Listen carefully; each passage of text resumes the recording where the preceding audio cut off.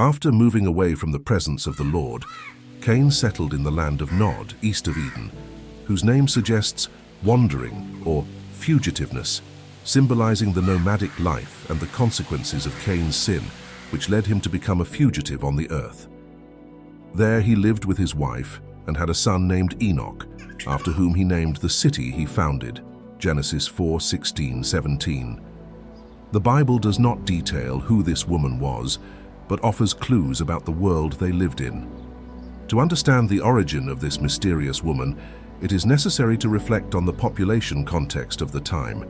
Genesis 5:4 informs us that Adam, after the birth of Seth, had other sons and daughters.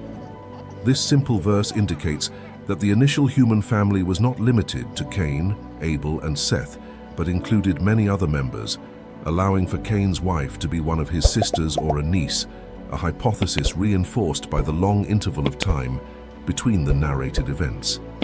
This scenario is corroborated by the divine commandment to Adam and Eve to be fruitful, multiply, and fill the earth, Genesis 1:28, a blessing that certainly came to fruition in the centuries that followed.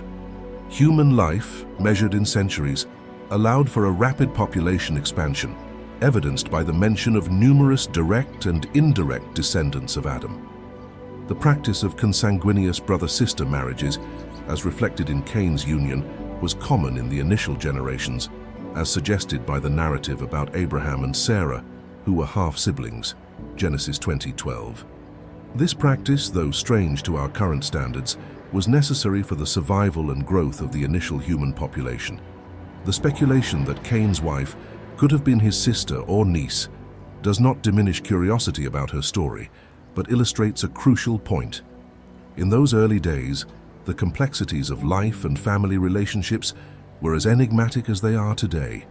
The scriptures, while silent on many details, offer a glimpse of humanity in its most pure and primal state, highlighting the unity and interconnectedness of all human beings.